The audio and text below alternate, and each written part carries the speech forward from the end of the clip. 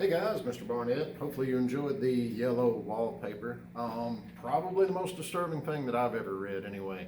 I'm putting up some writing prompts this morning. It's April 1st. This is not an April Fool's joke, although I'm doing this in advance, so maybe I should come up with a good one. Maybe I've already done that to you, I don't know. At any rate, here we go. We've got the Yellow Wallpaper writing prompts. This is going to post automatically on the morning of April 1st. And I'm looking at this right here. Hey, I've given you two different writing prompts. You don't have to worry about using the writing chart, anything like that. We're not doing counterclaim and the essay format and all of that jazz with this particular assignment. I'm more or less looking for your ideas in this. So you only have to pick one. There are two options. Just pick one, right? Option number one. I've never been totally happy with any movie version of the Yellow Wallpaper that I've ever seen. I've watched, I think, 6 at this point, including the one that I put up for class. There's a new one that I got on Amazon that was okay, but they modernized it a little bit, and it just didn't work to be in modern times. I think more than anything else because, I don't know, they really tried to push it to modern day women's issues and stuff like that as opposed to how terrible things were. So I don't think it worked to be modern as far as the hysteria parts and everything else. They went for depression, and her husband was a psychologist, and it just it didn't work very well. But if you want to watch that, it's new. It came out I think last year. It's up on Amazon. It was free. We tried to watch it in class. First trimester, I think it was. Yeah, first trimester. We tried to watch that in class. And people just didn't like it. I didn't either. I just thought it was kind of funny. But anyway, I've never been totally happy with any of the versions I've seen. I think that most of them do certain things pretty well, but a lot of them also leave out a lot of the important stuff in the story that makes it so disturbing, I think. The short film version, I thought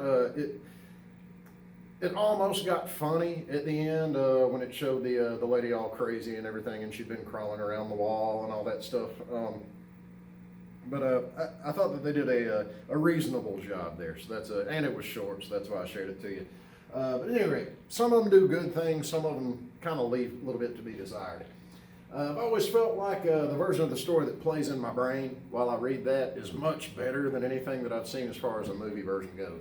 So here's your writing prompt. At least 3 full detailed paragraphs. Give me your review of the short film version that I posted to Google Classroom yesterday.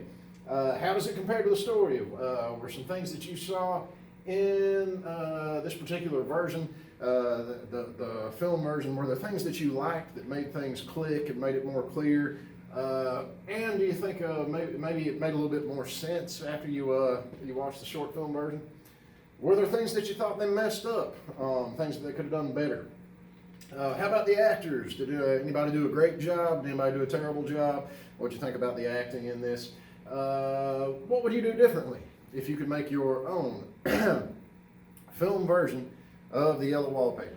All right, so that's option number one, just kind of a film review, maybe what you would change, things you liked, things you didn't like. Option number two, this is more for the people who like this story. This might be right up your alley. There's a lot of things in this story that they don't come right out and say. They don't come right out and tell us some things. It's all buried just under the surface. The narrator's in first person, and she doesn't tell us a lot about her background, right? We don't really know that much about her past, but she throws in some things every now and then that just seem like extra little things that she says in passing. And I feel like if we pay more attention to those little things that she says, maybe we can get an even darker and more disturbing picture of this story in our minds, right? I'll go ahead and preface, I'll put this down here. There are no right and wrong answers with this. This is just theories. We're talking about our theories here, okay? So we don't know much about her background. Think about all the references that she makes to her old house, right? They lived in the house previously, and for a certain amount of time, they have to move to this other house, right? What does she tell us about that old house and the reason that they've moved to this different place, right? Let's see, what about the smells? She mentions smells a lot in the story, specific smells, right?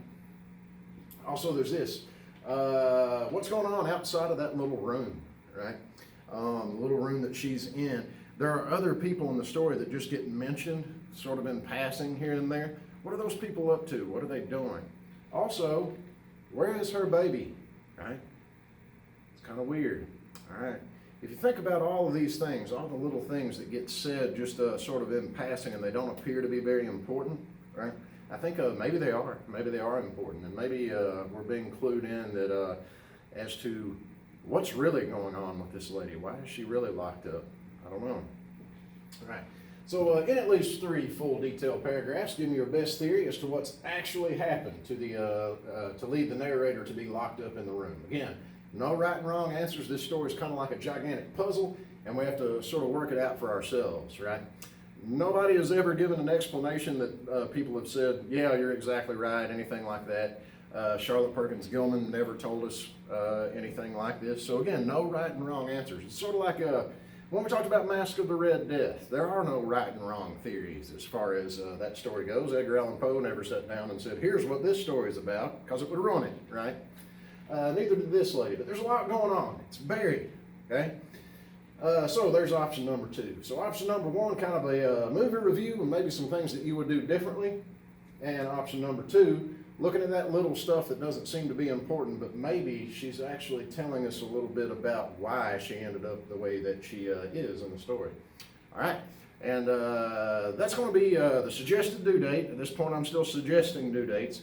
It's going to be Friday, and that'll get us through the 3rd week of NTI. All right, Monday morning, you'll have week number 4 go up, I would assume.